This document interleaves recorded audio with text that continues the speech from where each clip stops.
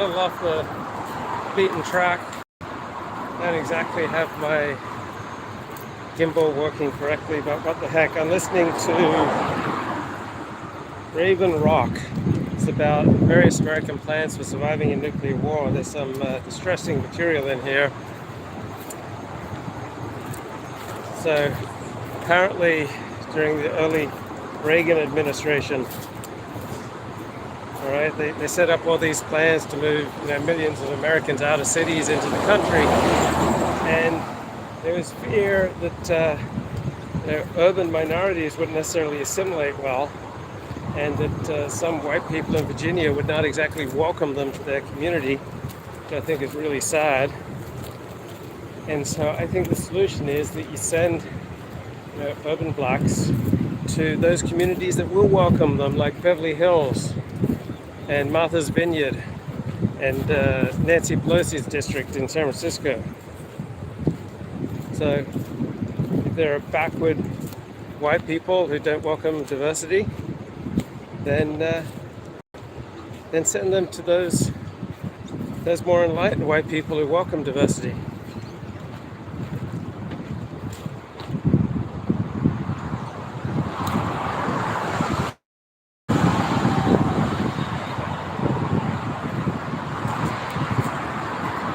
So it's not just the physical infrastructure, right? Apparently there's concerns about social cohesion. Don't know why, but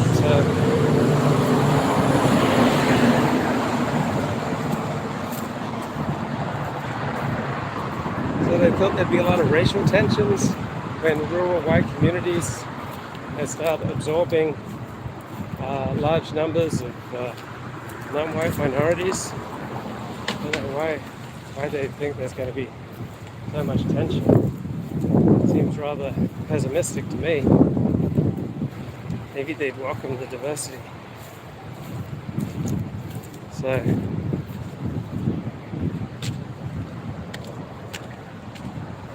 hey, I'm really off the beaten track here, trying to find my way to Botany Bay. I'm like Captain Cook. Captain Cook down Botany Bay. And I'm trying to do my best from La Perouse.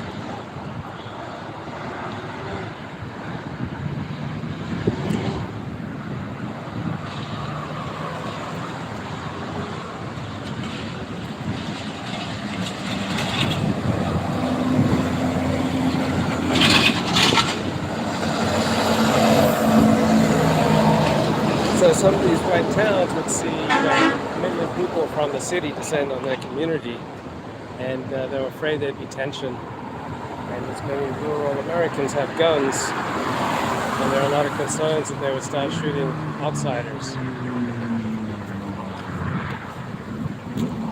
Well, maybe they'd welcome them, right? Maybe it'd be a good thing.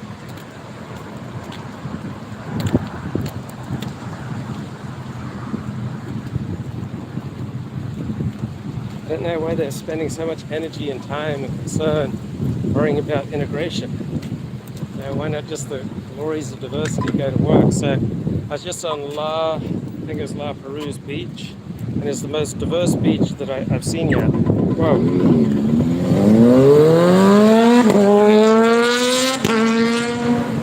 I don't know if this is connected, but it was also the dirtiest. It had the most trash. And I had a large number of people that died there. So maybe those who aren't native-born Aussies perhaps don't have the same respect for the ocean that the dinky die Aussies have, that you're kind of raised with.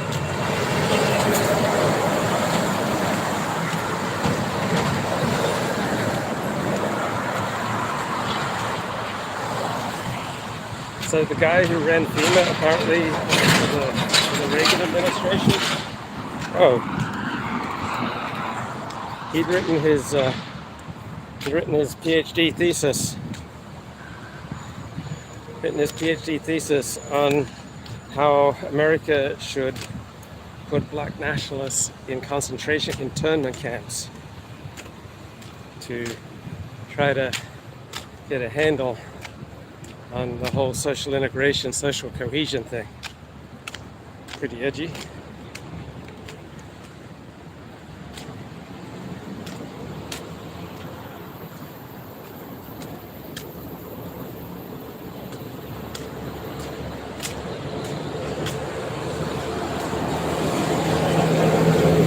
So apparently all these government agencies, such as FEMA during the Reagan administration, were concerned about evacuees upsetting the racial balance in their new communities when they flee the cities in event of a nuclear war.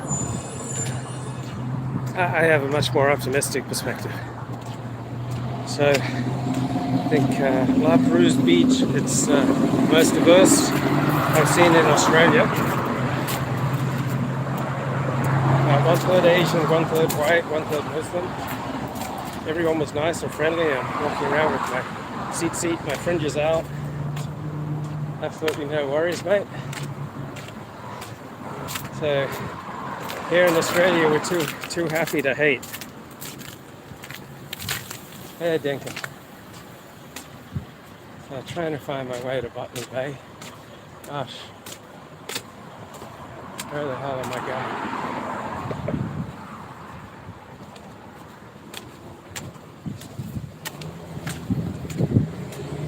This is not what I signed up for. And that's what a lot of my girlfriends would tell me. This is not what I signed up for. Not me, not what I would do, not what I like. It's actually everything that I oppose on some level. But I admire the fact that they're just so honest and they're just kind of moving like blindly, without fear, like just moving into the future, moving into a disaster. Okay, I really got to work on my gimbal skills. Hey, Dinkin, mate. Hang on.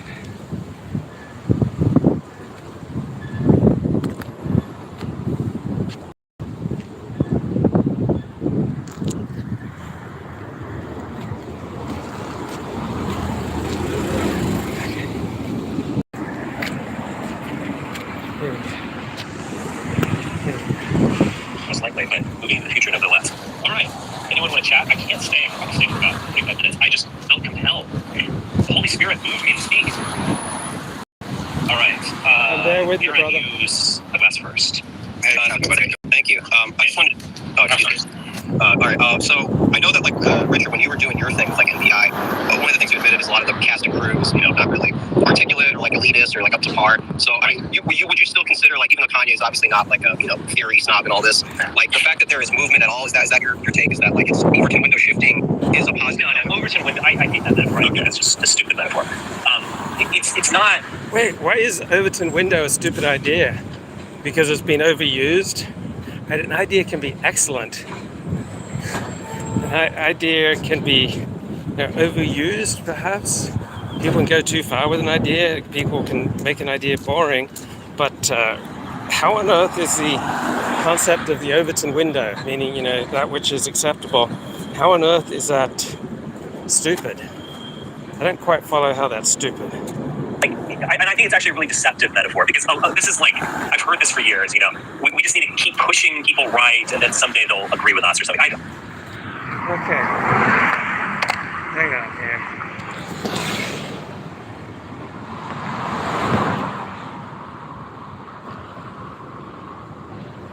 Walking around with my bags of high quality electronic equipment. That's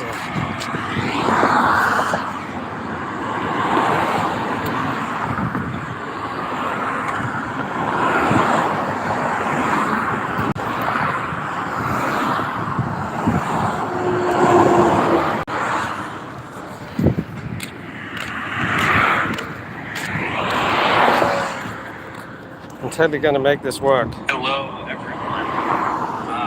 Itself, it's powerful and blindly, Here we go. without fear, like just moving into the future, moving into a disaster most likely, but moving into the future nonetheless. All right. Anyone want to chat? I can't stay. I could probably stay for about 5 minutes. I just felt compelled. The Holy Spirit moved me to speak. Amen, brother. All right. Aaron, use the glass first. Hey, what's happening, buddy? Thank you. I just wanted. Oh, excuse me. All right. So I know that, like, Richard, when you were doing your thing with like NPI, one of the things you admitted is a lot of the cast and crew was, not really articulate or like elitist or like up to par. So I mean, would you still consider, like, even though Kanye is obviously not like a theory snob and all this, like the fact that there is movement at all, is that your take? Is that like it's Overton window shifting is a So notice, Richard thought that the problems were with other people, not with himself. Right? It's not things that he was doing wrong. He doesn't bear responsibility for the type of people that he attracted or recruited or served with. It's those other people. They were of poor quality. They let Richard down. No, Overton window. I hate that metaphor. I think that's just a stupid metaphor. It's not like, and I think it's actually a really deceptive metaphor, because this is like, I've heard this for years. We just need to keep pushing people right, and then someday they'll agree with us or something. Look, right and left are both variously adaptive responses that have proven themselves over thousands of years. So left-wing approach is to have more equality. The right-wing approach is to accept hierarchy as the natural order of being. The right-wing approach is like sterner with punishment. The left-wing approach is more permissive. All right, so these different responses we've evolved over thousands and thousands of years, and in some situations the right-wing response to be afraid of strangers, to build walls, right? That's the most adaptive response. And in other situations, to be open to strangers and open to immigrants, that's a more adaptive response. So no, you don't want to always be pushing right, because sometimes all the knee-jerk right-wing solutions are not the best. And then in other situations, a left-wing response will work better.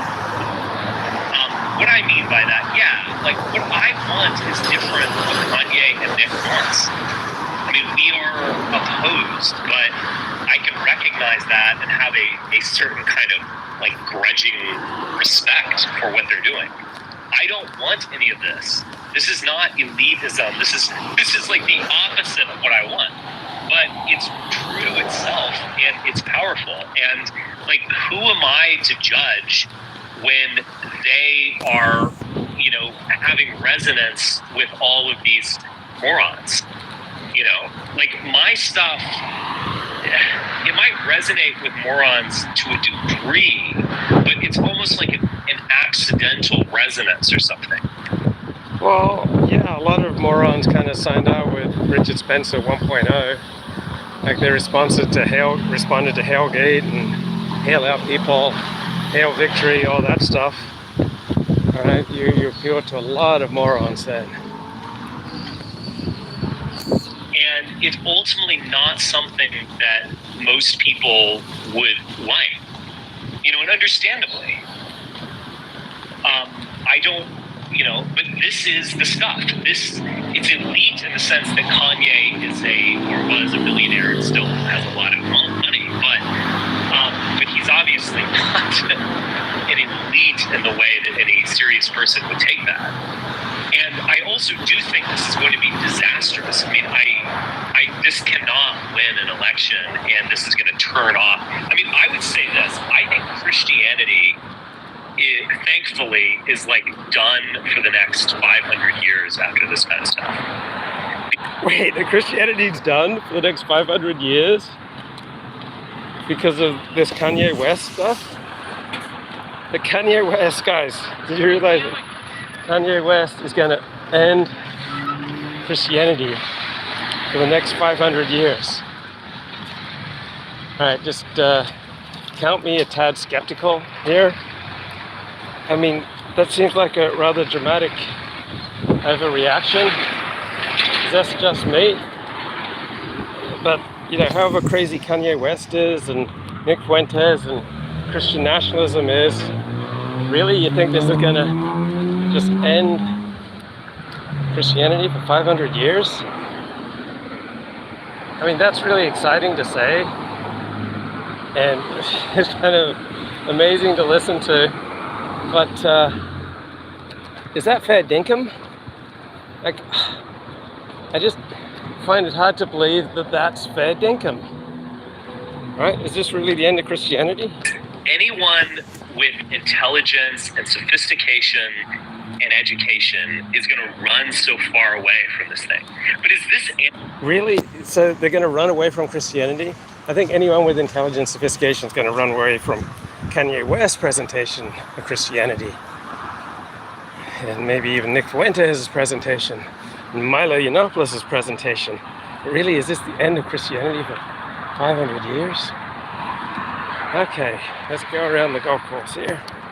What we just listened to and saw, is this any of this anti-Christian or a-Christian? No. This is the essence of that Dionysian religion. Really? So, you think Kanye West is the essence of Christianity? Seriously? Like, I suspect that if Kanye West wasn't espousing Christianity, he'd be espousing something else. I don't think Christianity is the main thing that's shaping Kanye West. Right? If it wasn't this crazy thing, it'd be something else. And any people with intelligence and sophistication will reject that. They are doing far more to disrupt and demoralize Christianity than I could ever accomplish in my lifetime. I don't know. I just think 99% of people will just think Kanye and company are insane. And I think that Nick Fuentes is, a little off. And I have a hard time believing that this is going to profoundly change how regular Americans are going to view Christianity. And so it's all kind of a good thing on that level. But, I think Marjorie Taylor Greene and those people are too. They're associating themselves with, they are the face of nationalism, they're the face of Christianity, they're the whatever. And that means... Really, Kanye West, Milo Yiannopoulos, and Nick Fuentes are the face of Christianity? I just find that hard to believe.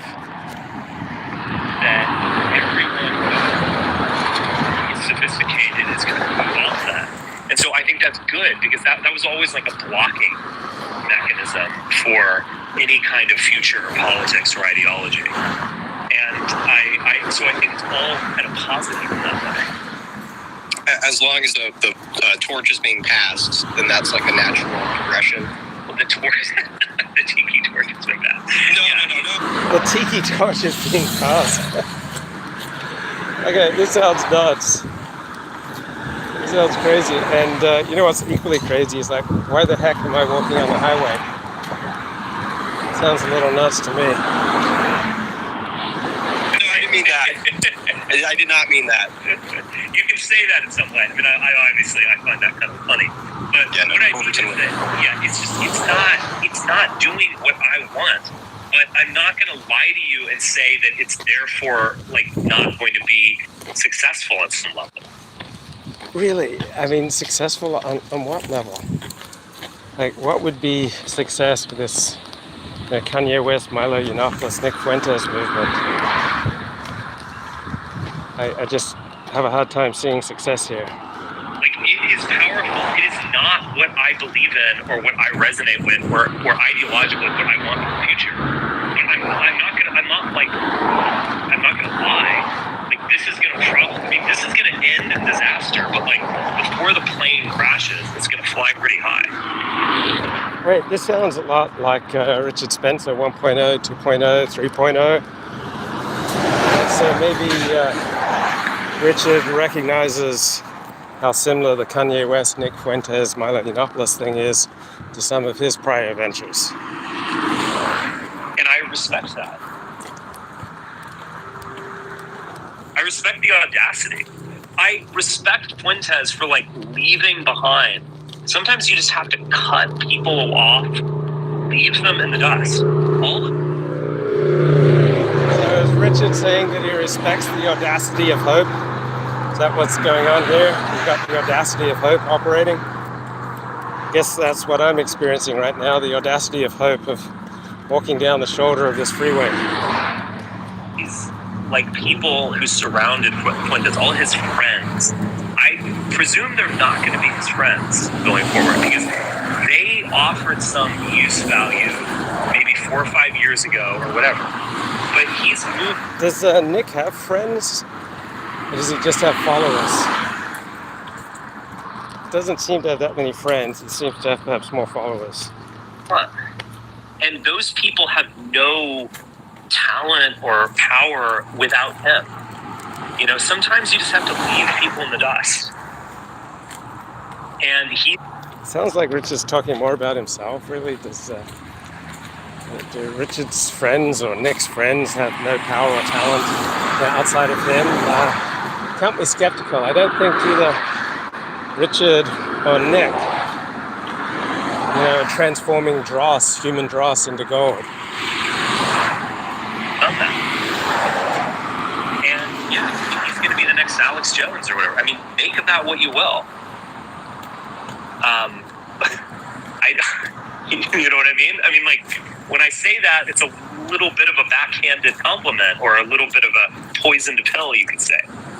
Well, where else was it supposed to go after the alt-right? I mean, that kind of blew everything open. Maybe.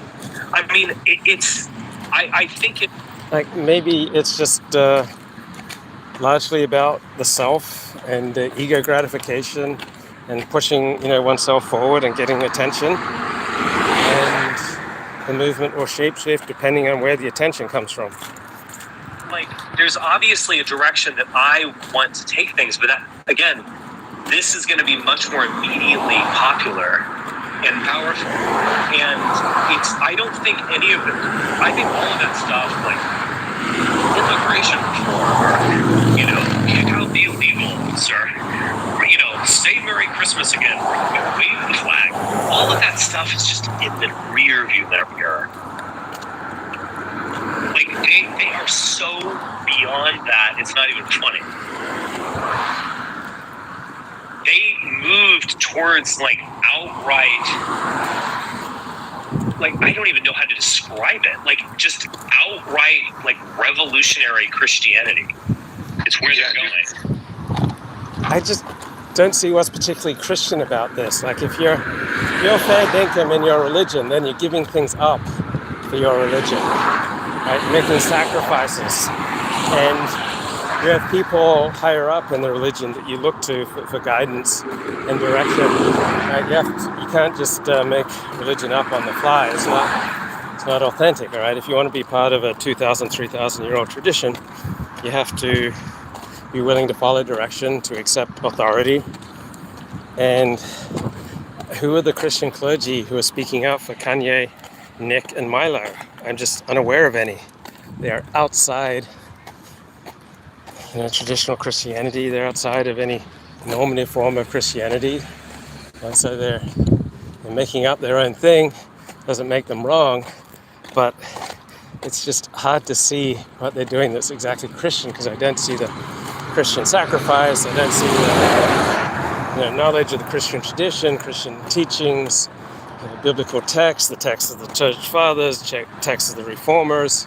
I don't see any familiarity with any of this. I don't see, exactly how they're embodying the life of Christ, or the teachings of the church, or the born-again experience. I just don't recognize any of this as Christian. I would describe it as like Christian accelerationism. And I would say, basically. The accelerationists were basically correct. We come from the same echo chamber, right? Like, you had the echo chamber we all evolved from, which you had a great deal with creating. Like, all these ideas. Don't you have to be Christian to be participating in Christian accelerationism?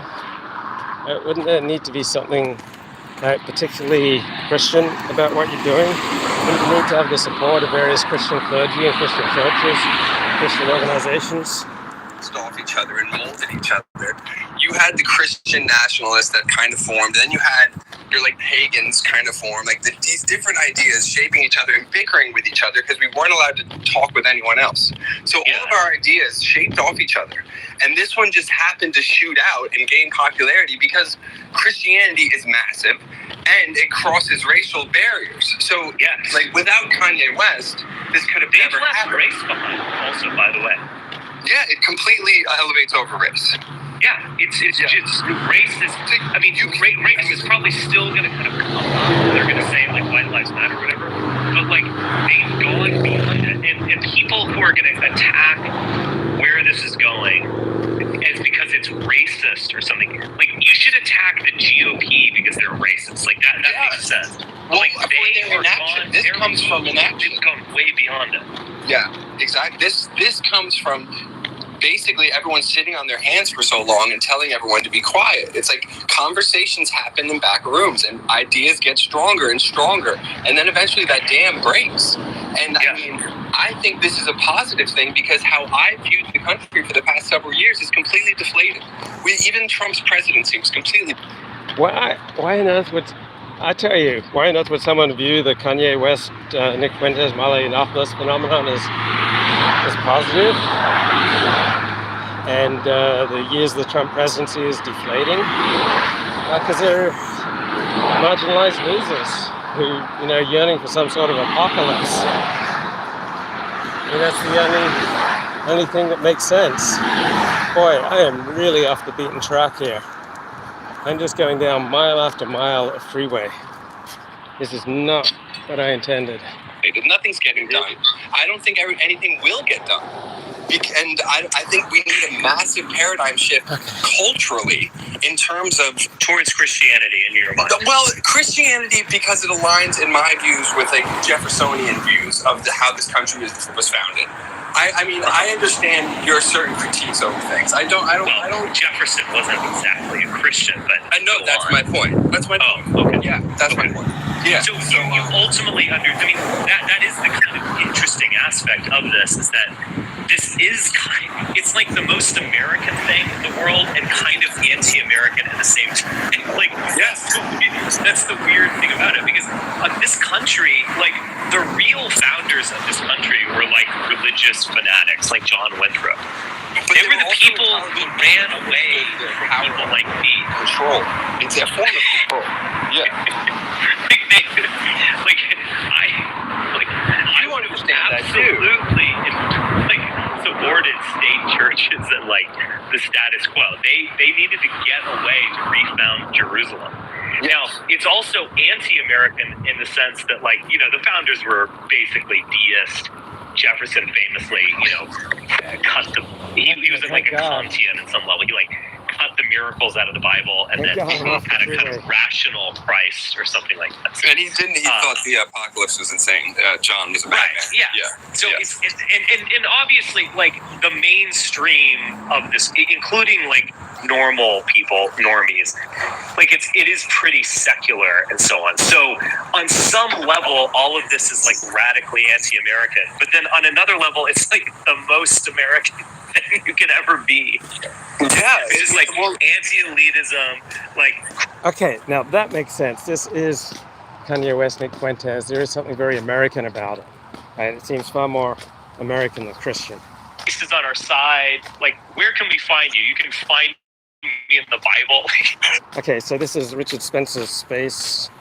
Maybe 3 days ago, his space on Twitter. Just like, oh my goodness. With the way, it was just like, that was agonizing, but so like enticing at the same time, that entire conversation. Yeah. It was like glorious to watch every moment of it because you felt the anxiety from Jones, you felt the anxiety from everyone, but then you also felt like they knew they were on this like... Sounds a little bit like my highest rating show when I had Nick Fuentes and Baked Alaska and Jim Goad and Bids and Beardley and Bidson's sidekick and company, like the Saturday Night Jim Goad Massacre, right? It was my highest rating show, but also left me feeling rather queasy afterwards, but a lot of people couldn't look away from. like event horizon of there's no going back from this. There's no going back. Yeah. Yeah, there's absolutely no. Everything's changed. Yeah. Like I got a text from my mother about it. Oh, really? Wow. Well, it's like that. Like you're on a road trip and like you have half a tank of gasoline, and so you just can't turn back. Yeah, you're like, no, dude, we have to get all the. We have to drive all the way to Wichita because. Okay, this is a great analogy. All right, this is great commentary here from Spencer. I think these last 2 points are very apt. Because are like you're in the desert and you have a half a tank of gas. Like it's better train downhill. Yeah, you just got to keep going. That's the only way you can survive. And I think that's where they are. Forced, though. We have to realize that it was forced. Like okay, if this wouldn't have happened, if Jones didn't get that massive lawsuit, he wouldn't have let this ride. He would have stopped this. I don't think that's true. I mean, Alex Jones had Richard Spencer on. He's had David Duke on. Had a lot of wacky people on. Point. You know, he would have been supporting DeSantis. Yes, exactly. So a lot of these things happen. Alex Jones doesn't support Kanye West, right? Probably does support DeSantis.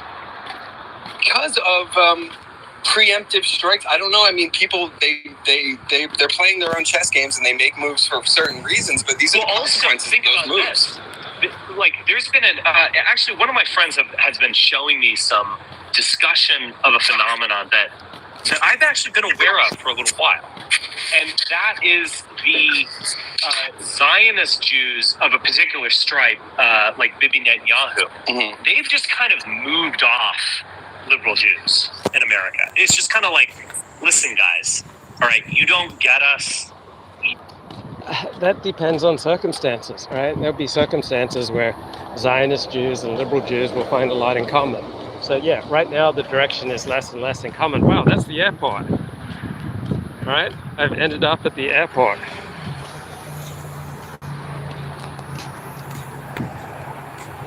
Turn on cellular data. You undermine us. You think we're icky because we're a religious state. Mm-hmm. You know, like, we don't need you. And we're actually aligning ourselves with the Christian Zionists who think that we're the chosen people and the apocalypse is coming or whatever. They are motivated to support us. You aren't. So we're like, the Bibi Netanyahu achievement has been to like promote, you know, Falwell, all of these guys, Trump, Putin to a degree, although that's coming from, but they went into this, but then that thing that you're like attaching yourself to, it's kind of a monster. Like, it's Frankenstein's monster. Mm-hmm. Or it's like a golem that starts to attack the Jews. That's exactly what Kanye is. Yeah. Well, it's not just unique to Kanye. Everything's like this. All right? You and I may be good mates, but then circumstances change and we're at each other's throats. I hope that doesn't happen, but I'm sure that's happened to you in the past. You're getting along great with someone, something happens, and you're suddenly at odds. So there are no permanent friends. As soon as you form any connection with anyone, you're also sowing the seeds for a future betrayal, because betrayal is the hyperbolic word we use for when other people don't live up to our expectations for them. Exactly. Yes. So you create this golem to protect this is the original. This is no more a golem than any other human relationship or human alliance. Okay, where the hell am I? I'm out at the airport. Okay, Mill Stream Lookout, Sir Joseph Banks Park, Penryn Estuary. Okay, so I am in Botany Bay. Alright, this is where Captain Cook came.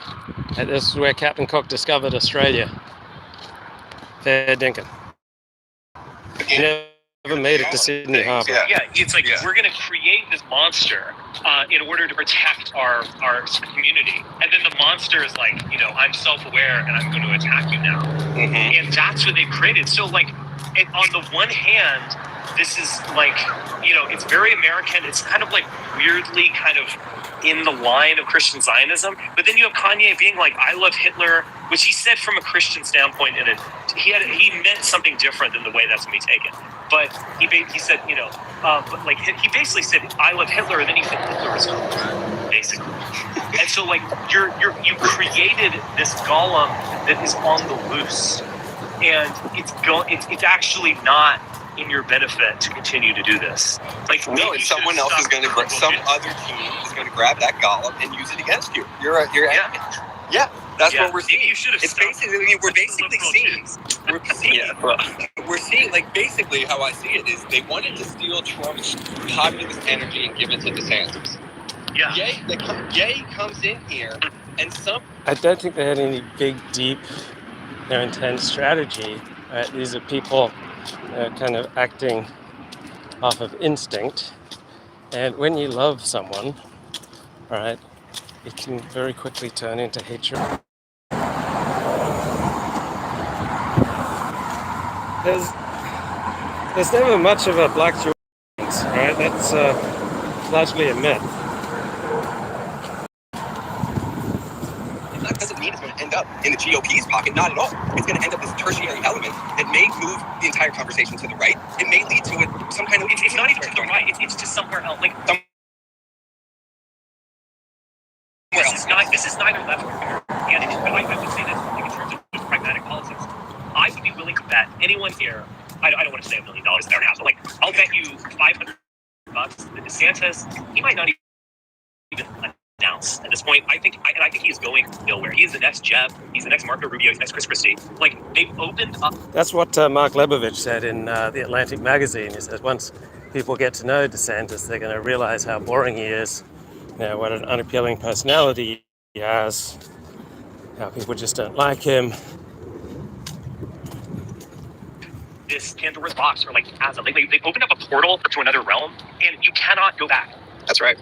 Yes, and this portal really was initially stepped into in 2016 when Trump we stepped into this parallel timeline. Yeah, we did. And I'm not sure Trump is going to be triumphant in 2024 for all in the primary. Who knows if we even get to these elections? This is such who knows if we even get there, and who knows if he's not in prison? I mean, there's so many factors. But what I would say is that like the candidate that all these GOP hacks think that everyone's going to just return to and it's going to be hunky dory, that is wrong. No, the paradigm shifted long ago. They're so out of touch. I agree. Yeah.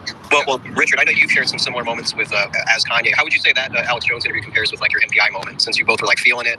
High adrenaline. Oh yeah, so the adrenaline gets to you. Yeah, Richard identifies as being the center of public attention. He identifies with taking things way beyond the Overton window. So he identifies with what Kanye and Nick and Milo are going through. You say hail Trump, hail our people, hail through whatever. It is what it is. It was true to the moment. And would I say that right now? Of course not. But we're not living it right now. We're living in a that was said in a kind of euphoric time. And so it just simply is what it is. But yeah, I mean, I think he went even further. I mean, he makes hail Trump seem, like lame in comparison. Yeah, you're looking pretty moderate, Richard. You got to catch up. What's going on, big guy? It's really important to Richard to be cutting edge. That's boring. And that's kind of what drives him, what makes him so interesting and exciting to listen to. He's waiting for the new shiny thing. I'm not on that train, and so I'm kind of like, I'm looking a different path, but I'm going to get there, but it's going to be kind of slower and different, but I'm okay with that. I'm good, actually. But they are on this train with no brakes, just like hurtling forward to an unknown destination. Yeah, but I think that's the brilliant aspect of like our entire community in terms of whatever you call our element of the right wing, like the sphere in which we are. I think there's a lot of intelligent people, and we are constantly in discourse with each other. We may not agree entirely on everything, but it's moving forward, and it exponentially moved forward today in an unpredictable manner, and it may be going. This guy sounds like he's not tired of winning. Crazy direction, but I agree that everyone is going to have to adapt to this and provide their element to it and continue to be engaged with the discourse, because that's the only way things get straightened out properly. Yeah, you have to be engaged, and you have to without endorsing Milo. All right, there's a time to be engaged and there's a time to be disengaged, right? People who are disengaging from the Kanye West nonsense, I don't think their lives are going to be crippled by it, right? I don't think they're missing the shiny new thing. It's not Milo. I absolutely don't endorse Milo. Without endorsing Ye or Fuentes, I still have a respect for them because they're pushing forward. And if there's something that I can say for myself, it is that I don't I recalibrate, I rethink, but I try to keep pushing forward in a radical direction. And That's the best of me.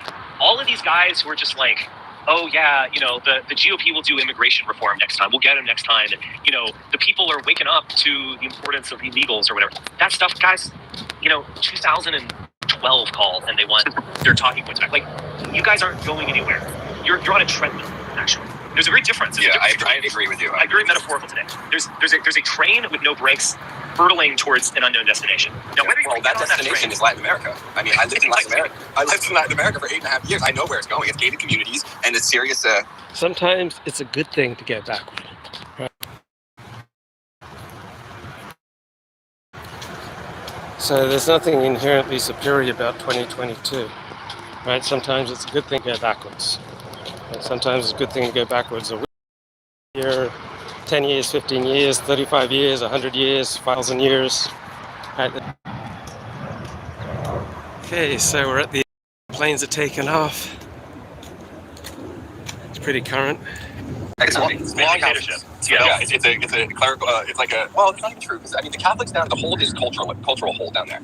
That's why like the Marxist governments really don't have much of a reach. Like the government may be socialist on paper and the American press tries to demonize them, but it's not actually like that when you're down there. You're very free. Let me. I think I know the destination they're on. It's social destruction. Kind of in my own little mystic quest, I'm in the Appalachian Mountains, eating jerky. You're Zarathustra. Right. Yeah, that's what I'm doing. I think. Right, Richard had his fill of fame. Right, he's looking for the road less traveled right now. But times change, people change, situations change. You eventually may want that hit of fame once again. Fair. The way I described it's a bit self-deprecating. You couldn't tell. Now, kind of like Luke in The Last Jedi, just kind of waiting to see what happens, even though that's a horrible film. Can't take my eyes off it. Yeah. But there's another group of the movement, the hard right or whatever. They're just on a fucking treadmill. Yeah. They're not going. You gotta go get somewhere. Okay. I got to figure out how to get out of here.